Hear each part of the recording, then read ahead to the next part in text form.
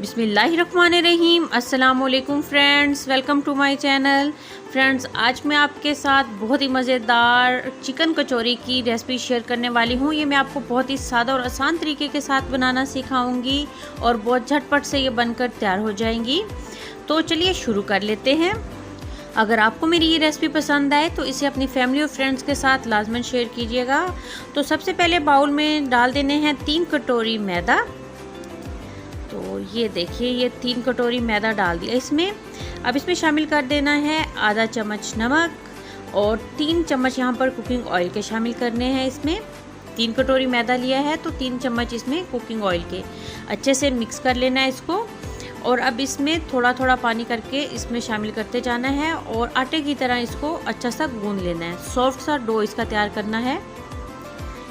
तो ये देखिए, अच्छे से ये गूंद दिया, बिल्कुल आटे की तरह सॉफ्ट डो। अब इसको ऑयल लगा के 15 मिनट के लिए रख देना है कवर करके। तो इतनी देर में इसकी फिलिंग तैयार कर लेनी है। सबसे पहले डाला है 2 चम्मच कुकिंग ऑयल और 2 चम्मच लहसुन इसमें चॉप किया हुआ डाल दिया है। हल्का सा फ्राई कर लेना है इसको। इसमें 1 चम्मच जीरा शामिल करना है और एक मीडियम साइज़ का कटा हुआ प्याज डाल देना है। ये थोड़ा मोटा मोटा ही काट लिया प्याज। तो बस मीडियम टू लो फ्लेम पे इसको अच्छे से फ्राई कर लिया।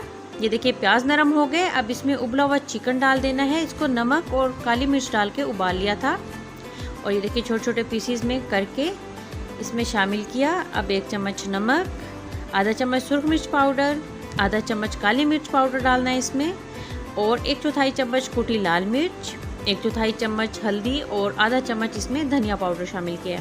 मसाले को मीडियम टू लो फ्लेम पे अच्छे से भून लिया। अब इसमें 2 चम्मच बारीक कटी हुई हरी मिर्च डाल दी है और 2 चम्मच ही इसमें डाल दिए हैं धनिया के।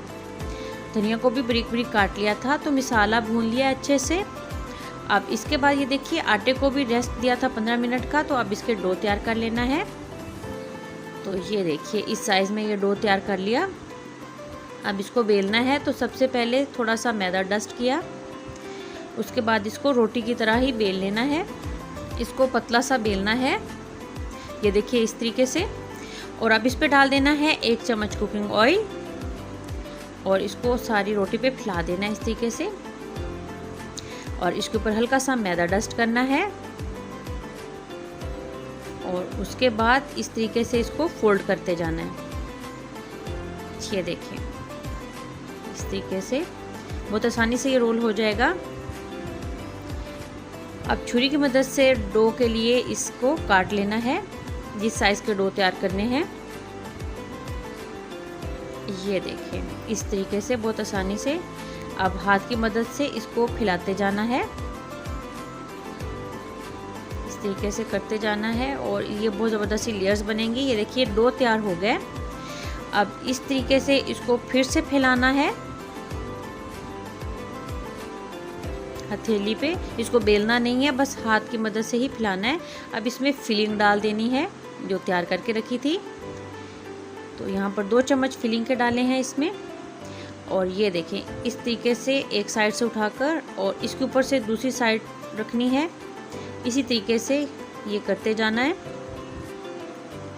अब ये वाला किनारा उठाना है और फिर इसको भी दरमियान में इस तरीके से ऐसे और हल्का सा प्रेस भी करना है ताकि ये फिलिंग बाहर ना आए। अब हाथ से हल्का से इसको प्रेस भी करना है और गोल शेप भी दे लेनी है ताकि कचौरी दिखने में भी अच्छी लगे और खाने में तो ये बहुत ही मज़ेदार बनेगी ही। और ये देखें, ये तैयार हो गई।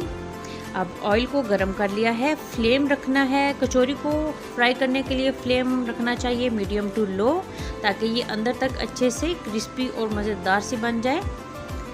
हाई फ्लेम पर ये बाहर की सतह जल्दी फ्राई हो जाएगी और अंदर से वो फ्लेवर अच्छा नहीं आएगा। तो ये देखिए, मीडियम टू लो फ्लेम पे फ्राई करते हुए 5 मिनट हो गए। अब इसकी साइडें चेंज कर देनी है।